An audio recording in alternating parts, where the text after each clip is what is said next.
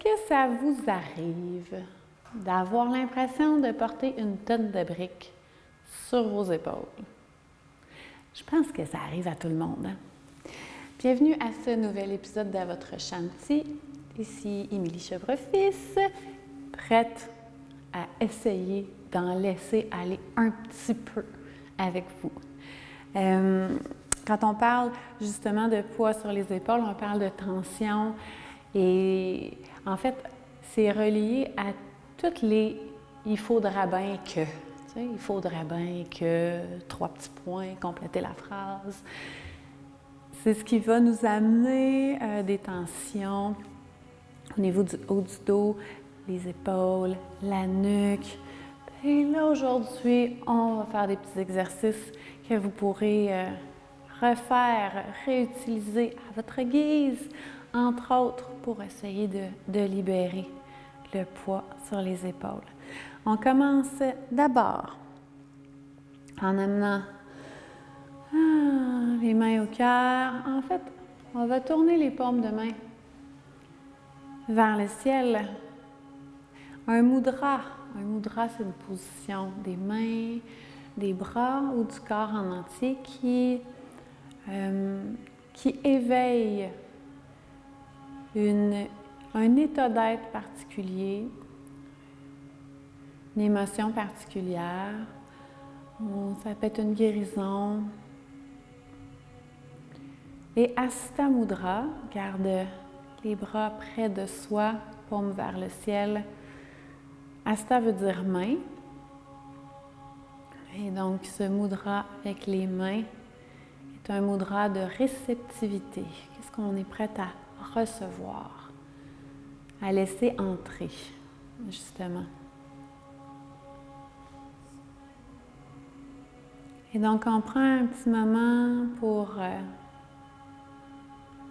d'abord arriver, s'installer ensemble pour partager cet espace-là.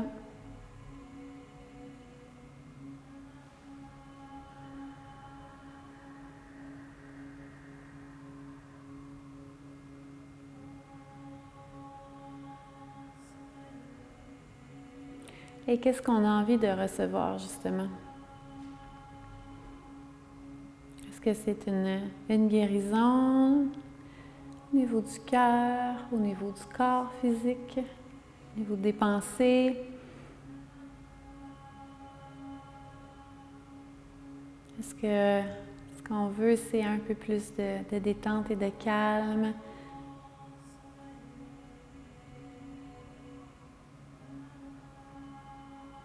Une intention, ça peut être aussi simple que de profiter, tout simplement. Être là, ici et maintenant, et prendre contact avec ce moment présent-là.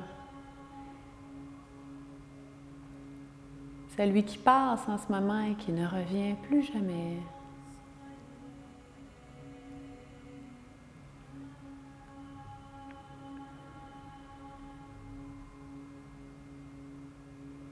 Et on inspire, on va amener les bras vers l'avant, vers le ciel. Hop. Tourne les paumes vers soi. Expire, on ramène. Pour intégrer justement cette intention-là, quand on veut, toutes les intentions sont bonnes. Mais de se poser des questions à soi-même, parce qu'on s'en pose plein des questions dans une journée, mais par rapport à ce qui serait bon pour nous en ce moment, si on laisse faire tout le reste. Parce que tout le reste en ce moment n'existe pas. En fait, ça ne donne rien d'y penser, puisque on n'y peut rien au moment où on se parle. Expire vers soi. On ramène la douceur, on ramène le calme, on ramène la guérison, on ramène ce que vous avez choisi.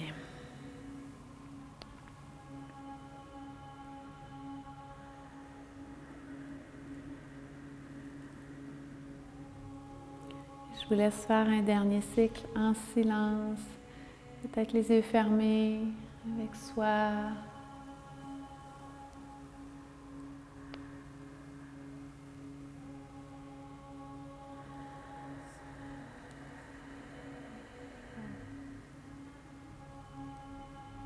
Et la prochaine fois qu'on dépose les mains sur les cuisses, on peut ouvrir les yeux. Avouez, là, on se sent déjà bien. Non? Comme sur un petit nuage. On va commencer tranquillement. Je vais vous donner des options pour les épaules aussi. Juste à rouler les épaules vers l'arrière, quelques fois. Ensuite, vers l'avant. Il y en a toujours un des deux qui est comme plus agréable à faire que l'autre.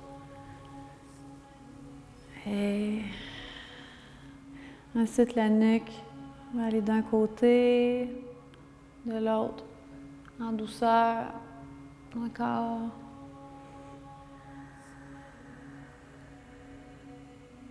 Ça permet de voir en fait au niveau des épaules, au niveau de la nuque, s'il y a déjà des petites tensions, des petits nœuds, des endroits où ça coince. Pas parce que ça va nous empêcher de faire le reste, mais parce qu'on va y faire attention. On garde une petite attention. On travaille avec le corps, pas contre lui. Donc, au lieu de dire « je peux pas faire ça à cause de tel bobo », comment est-ce que je peux peut-être intégrer ça avec ce petit bobo-là? OK. Donc, on commence. D'abord, on va placer les jambes parce que tant qu'à faire des exercices avec les épaules, aussi bien ouvrir les hanches en même temps. Puis, si vous remarquez votre posture, moi, je suis installée en indien avec un bloc parce qu'au sol, j'ai besoin de me soulever un petit peu. Ça m'aide à garder la colonne droite. Ça peut être une façon de le faire. Ça peut être avec un coussin. Sinon, ça pourrait être sur une chaise aussi. Les exercices, on pourrait les faire assis sur une chaise. Si vous êtes assis sur votre divan, vous pouvez très bien faire les exercices des épaules avec moi maintenant. Donc, si on commence...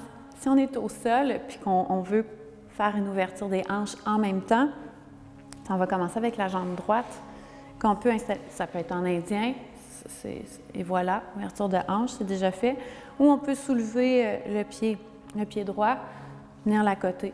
Première étape, fait juste le monter comme on peut. Sinon, on peut le monter un peu plus haut.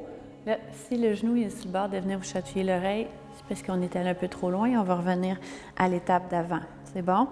Qu'on peut monter. Puis éventuellement, on pourrait même venir s'accoter sur le bord ici, s'il y en a qui ont...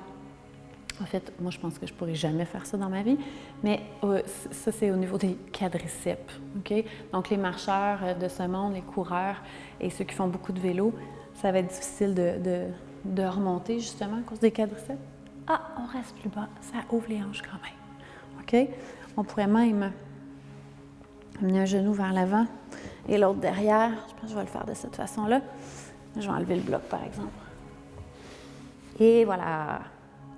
Donc, les deux genoux sur la même ligne, les pieds de chaque côté. Et on peut le faire ici. On commence, première étape, avec les bras qui s'ouvrent de chaque côté. On inspire. Le cœur est vers l'avant, le cœur ouvert à toutes les possibilités. Et à l'expiration, on ramène les bras devant. Et là, comme on a la jambe droite en avant, on va amener le bras gauche au-dessus du bras droit. Bras gauche au-dessus, bras droit en dessous. Avec le bras gauche, on descend, on dépose le coude à l'intérieur du coude droit. Et la première étape, la première possibilité pour l'ouverture des épaules, celle que tout le monde peut faire, on dépose les mains sur les épaules. Sinon, on amène le dos des mains ensemble. Sinon, on vient croiser. Si on croise, les pouces sont vers le nez, les petits doigts sont vers l'extérieur. Okay? Puis éventuellement, à force de jouer avec les épaules, on descend, les mains vont descendre et peut-être revenir sur la même ligne. Mais ce n'est pas une urgence. Puis ce n'est pas une obligation pour pouvoir faire ce cramas-là, cette étape-là. OK? Donc, on choisit une des 3 étapes. Et à l'inspiration, les coudes vont aller vers le ciel. Et encore une fois, ça dépend de chacun jusqu'où on va. Le menton suit le mouvement. À l'expiration, on ramène. On inspire. Les coudes vers le ciel, le regard aussi va suivre, bien sûr. Expire. Une dernière fois, inspire.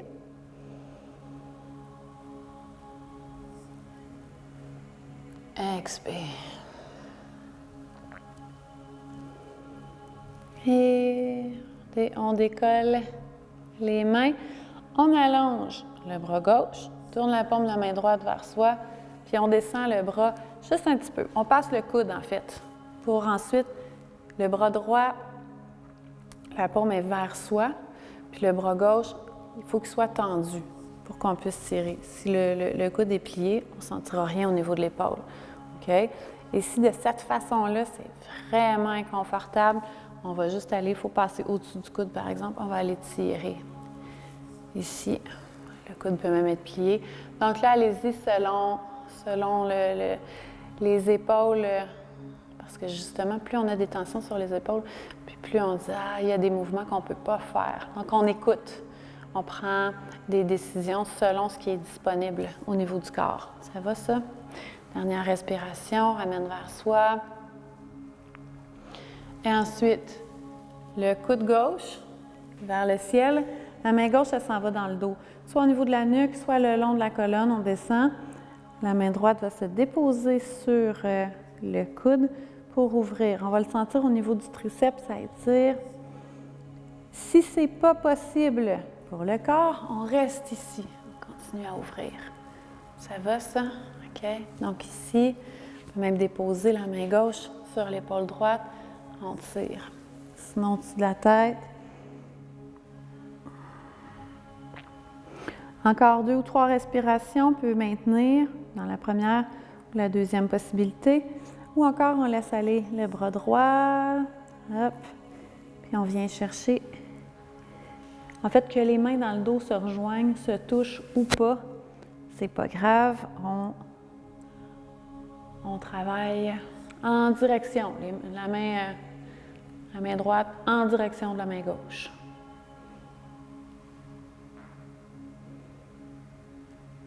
Et on relâche. On prend le temps d'ouvrir les bras de chaque côté. Un petit cercle avec les épaules. On dépose. Les mains au sol. Ça peut être de chaque côté des hanches ou un petit peu plus vers l'avant.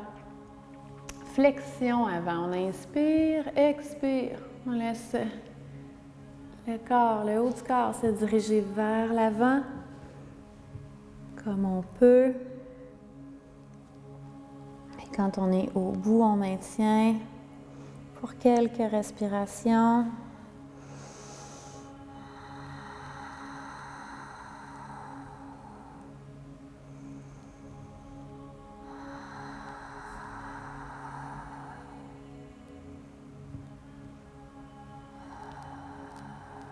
Dernière respiration. On expire complètement. Et on inspire, on remonte. Puis là, vous avez sûrement le goût de me dire, Émilie, quand est-ce qu'on défait ça, ce pretzel-là avec les jambes? C'est maintenant. On allonge. Je vais faire sur le côté, juste pour allonger les jambes. Question que les hanches reviennent à la normale. OK. Allonge. Des petits essuie-glaces avec les pieds. Fait du bien aux jambes. Ensuite, on ramène les genoux vers soi, on dépose les pieds, on s'appuie sur les mains, on fait les doigts vers l'arrière. Et on inspire, à l'expiration, on dépose les genoux d'un côté, on remonte, et expire de l'autre. C'est du bien. Ça, j'appelle ça un changement d'huile pour les hanches. D'un côté, de l'autre, encore une fois ou deux, avant d'aller faire l'autre côté. Et voilà. On ramène, on s'installe à nouveau. On a le choix.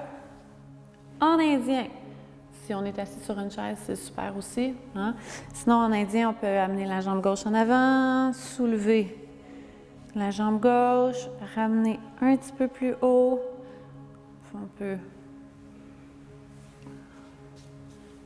ramener le pied même près de... Plus on est en mesure d'ouvrir. Bon, déposer. toutes les possibilités sont bonnes. Sinon,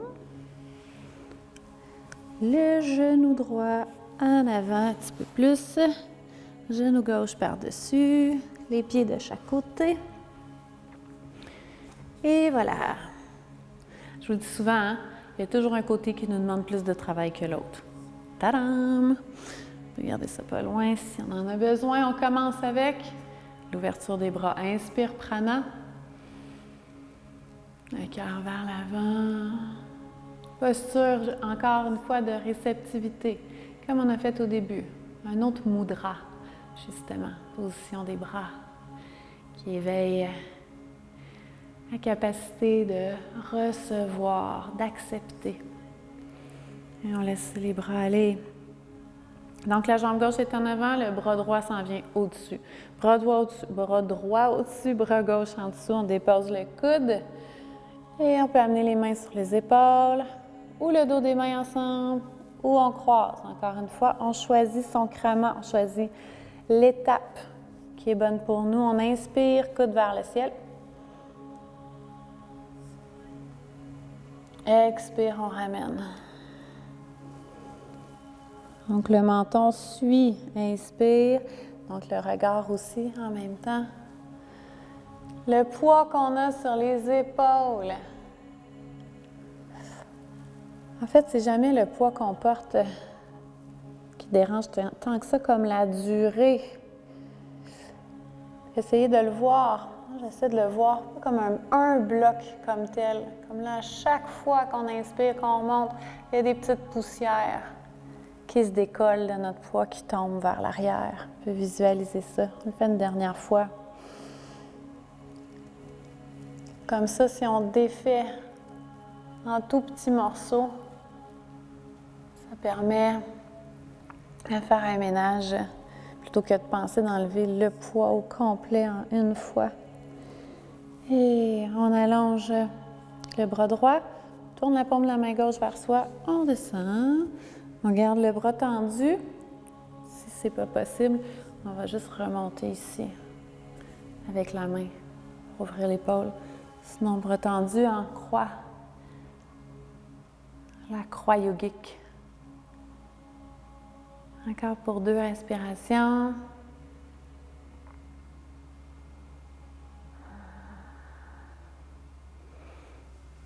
Et on laisse aller le coude vers le ciel. La main droite s'en va dans le dos, le long de la colonne. Avec la main gauche, on appuie sur le coude et on ouvre.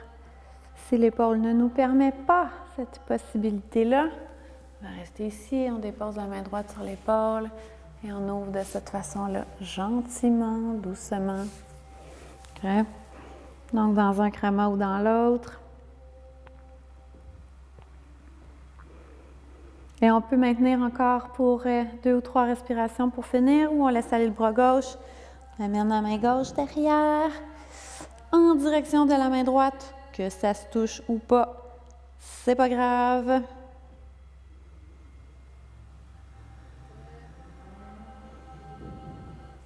Dernière respiration.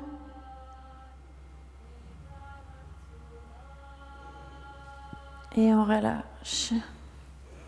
On ouvre les bras avec les épaules tranquillement. Et on laisse aller. Dépose les mains vers la flexion avant. 5 respirations ici. On inspire. Expire, on descend le nombril vers la terre. Jusqu'où on peut aller. On s'appuie sur les mains et on maintient.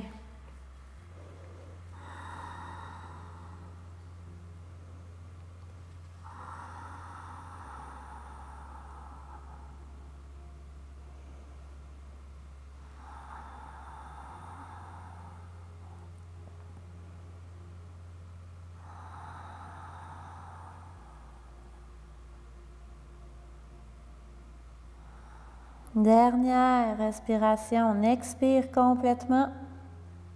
Et inspire, on remonte. Et on défait. On prend le temps d'allonger les jambes, refaire les petits essuie-glaces quelques instants. Puis après ça, On se rejoindre en ouverture latérale. En fait, on va faire Upavishta Konasana pour la flexion avant. Je vais vous la faire de plusieurs façons. Donc, on ouvre les jambes. Pour la flexion avant, on va être en mesure, en fait, non seulement d'ouvrir, on y va comme on peut au niveau de l'ouverture. On veut garder les talons au sol, les orteils vers le ciel. Okay? Si les hanches roulent vers l'arrière, et ça arrive fréquemment, ce que ça va faire au niveau des pieds, si mes hanches roulent vers l'arrière, hop, les pieds s'en vont vers l'arrière également. On veut garder les orteils vers le ciel. Quitte à rester plus haut, à déposer les mains de chaque côté à l'extérieur, chaque côté des hanches, puis pousser. On le sent très, très bien à l'intérieur des cuisses. On inspire, on maintient. Sinon, parce qu'il y en a pour qui c'est vraiment pénible, à ce moment-là, pour être en mesure de garder les... Parce que ce qu'on veut, c'est garder les hanches vers l'avant. C'est comme ça qu'on va développer non seulement les adducteurs, mais qu'on va développer notre souplesse, okay? La flexibilité. Sinon, on ne gagnera pas en flexibilité si on s'installe avec les hanches vers l'arrière. Ça fait rouler aussi le bas de la colonne. Donc, on peut rouler soit son tapis, rouler une couverture, se mettre un coussin pour soulever les fesses puis que ça pousse ensuite vers l'avant. Vous allez le sentir tout de suite quand c'est bien installé. Comme un stopper de porte, là. Ça bloque, hop, on ne peut plus rouler vers l'arrière. Puis ça permet un petit peu plus de... Parce que sinon, si on fait juste tenir ici, on risque d'avoir les épaules puis la nuque qui se crispe dans la posture. Et si on est en mesure de déposer les mains, inspire, on se soulève, expire, on descend. On va se concentrer sur la flexion avant, finalement, on va en avoir en masse. Inspire, expire. On se tourne vers la droite, une main à l'extérieur, une main à l'intérieur. Inspire, expire. Encore, inspire, expire. Dernière fois, inspire, expire. On essaie de garder le nombril vers la cuisse, de descendre, même si c'est juste une petite affaire, et on remonte. On revient vers le centre, inspire, on en fait un, expire. Ça nous permet de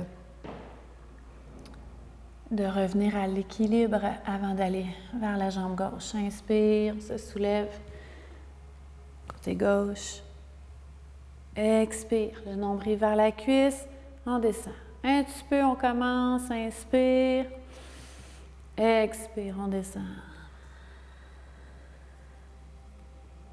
Une dernière fois, on inspire, expire.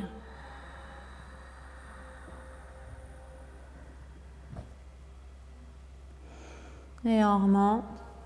On finit ça au centre. Inspire. Expire.